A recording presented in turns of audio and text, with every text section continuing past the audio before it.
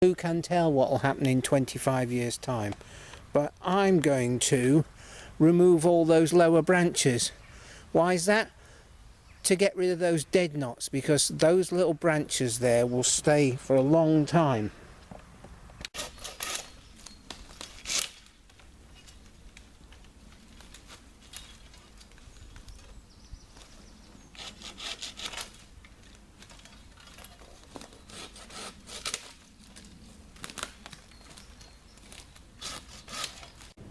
Now then, that was a little short clip from when I was pruning some of the Douglas down in the woods, as shown in Home Life in Lockdown 19.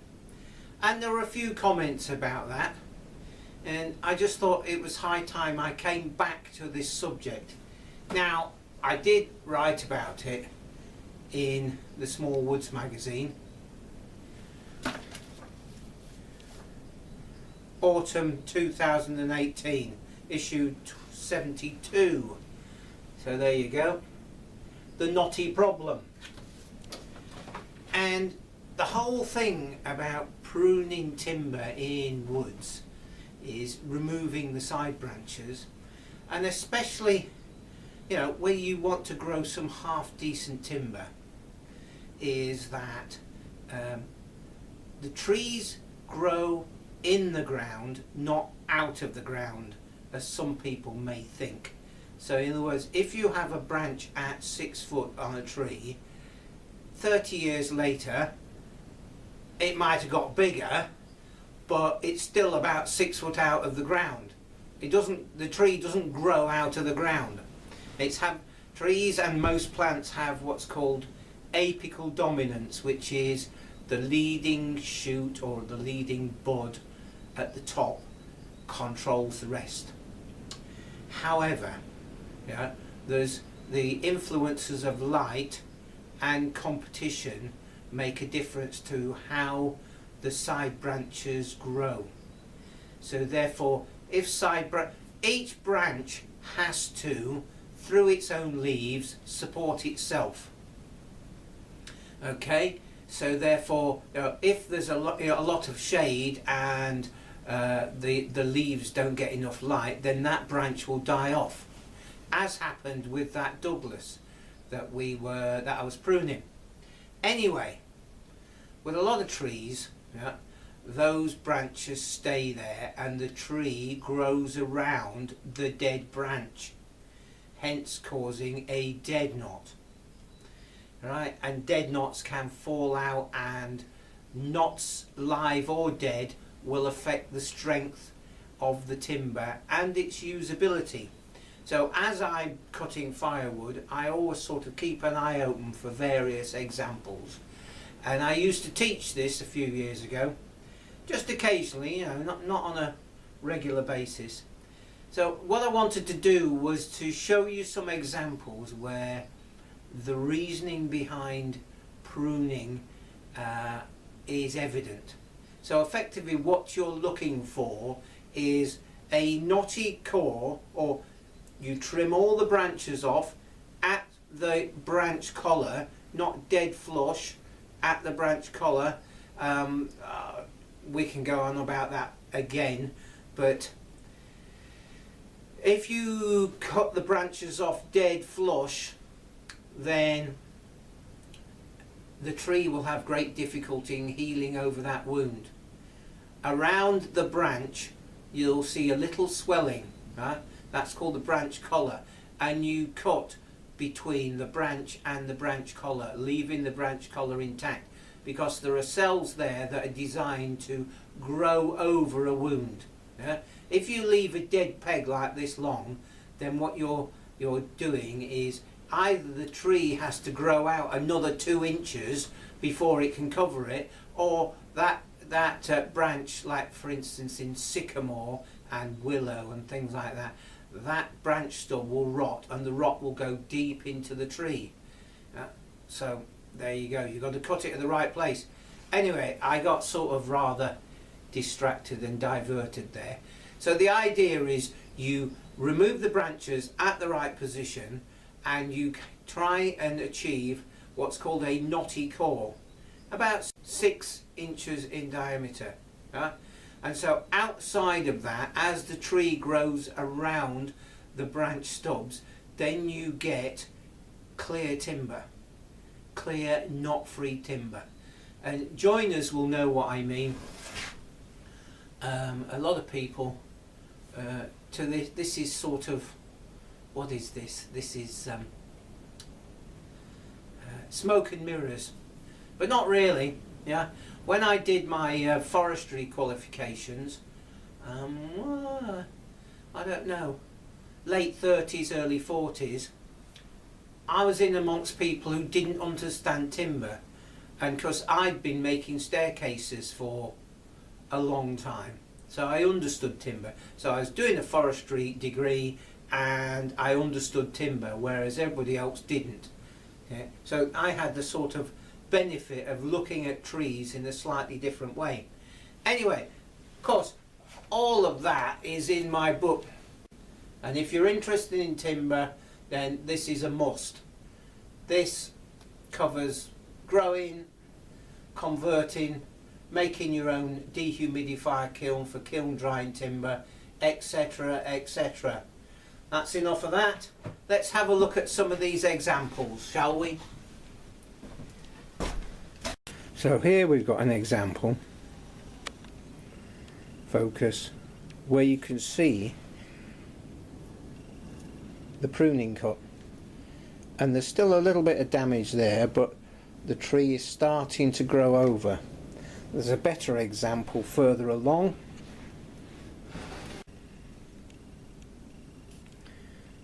There we go, and you can see the grain is starting to straighten up. And there is the pruning cut, and there's the grain goes swoop like that, and there's another pruning cut there from a branch, and then the grain is starting to, as I say, straighten up. So this is the knotty core, and the heart of this tree is about there, so that's about right. You didn't see that, did you? And the heart of this tree is about here, so that's about right. Now on this example here, which is a bit of ash, you can see that the tree hasn't healed over properly, and there's this long branch stub that goes to about the heart, and the heart of the tree is there. Yes, we can see there, so that is the heart. So this was an early branch and it continued growing, and it hasn't healed over properly. Let's just spin this around. Where are we? Here we go. And as you can see, it's tried to heal over, but the rot has got in there. So that will cause problems. But it's pretty good. I mean, if that did heal over, you can see some of the callus there, but the branch was probably about that diameter there. So, you know, it's touch and go.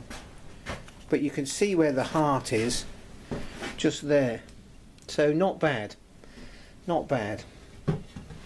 Right, what else have we got? Here's a bit of Cyprus. Now, Cyprus, very durable. And look, that comes from right at the heart, all the way to the edge, and it's dead all the way. So what could have been really nice clear timber isn't, because it's got this effectively a wormhole through it. And as I turn it round,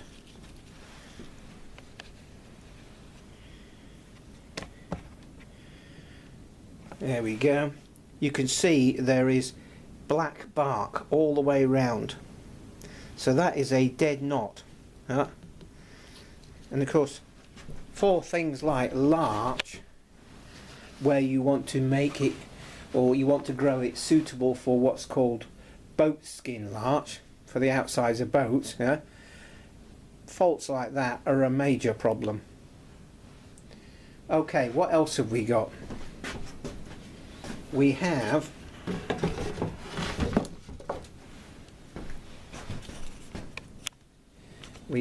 this piece of board.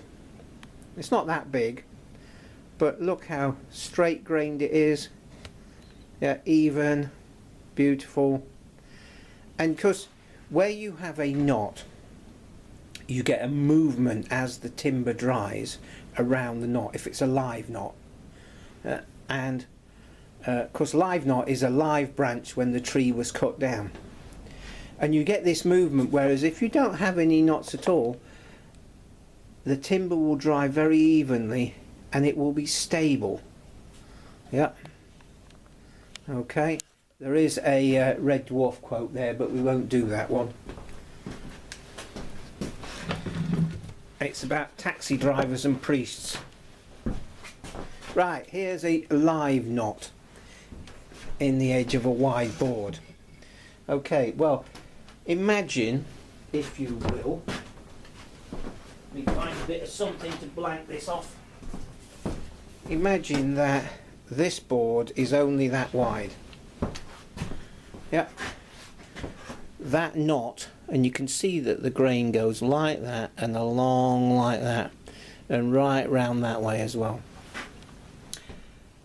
That's a huge defect, and if you put any pressure on that as, say, a joist or part of a rafter, that'll break. It'll break along that grain there, round that knot.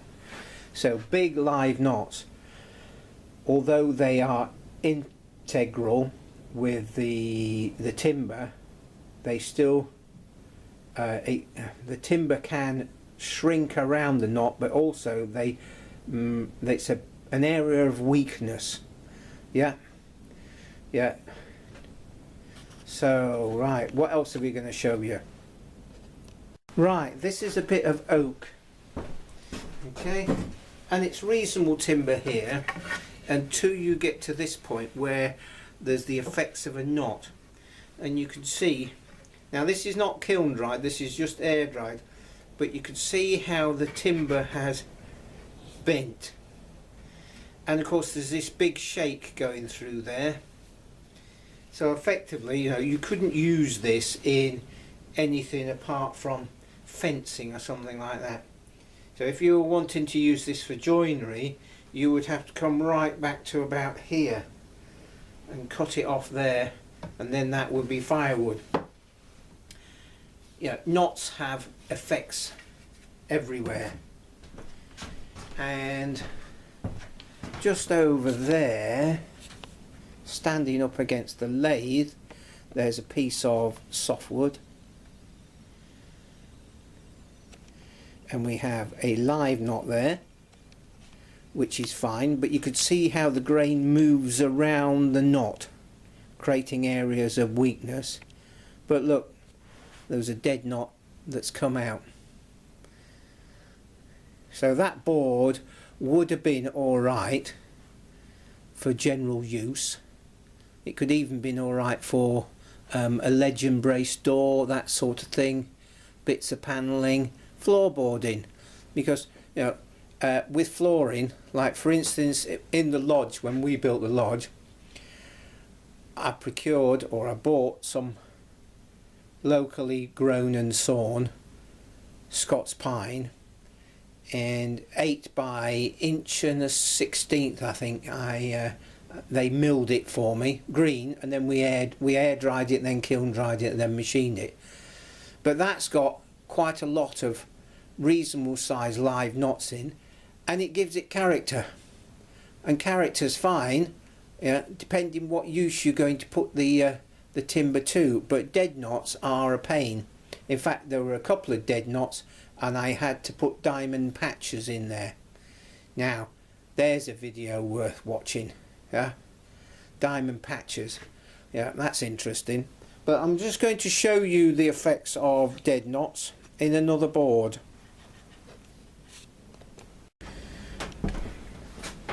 Right, There's a dead knot. I've actually tried this already, but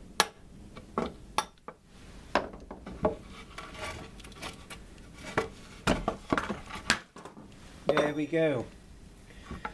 And if you look at that bit of dead branch, there's still bits of bark on it, and there's bark in the hole there. In fact, if you read The Specialist by somebody called Kermode, it's a very old book, and it's about a champion privy builder, and he goes on about the fact that you've got to be careful about selection of timber for the doors of privies, because you can guaranteed if there's a knot hole, somebody will, or guaranteed if there's a dead knot, somebody will push it out, and it'll be the wrong height. You can't sit there and look out the hole, it'll be too high. So there you go. It also goes on about the fact that a privy door should always face east, so you can sit there with the door open basking in the sun. Now there's a little image for your mind. Anyway,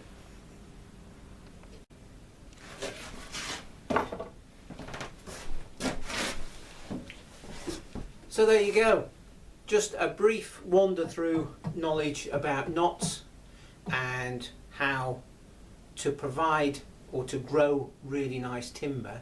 You have to be aware of side branches and the general form. And because when you're what's called high pruning with an extendable pruning saw, there's two things you need to think about. One is all the side branches, but you also need to think about when the tree is only, say, this big, 3 inches, you need to think about any major defects in the crown.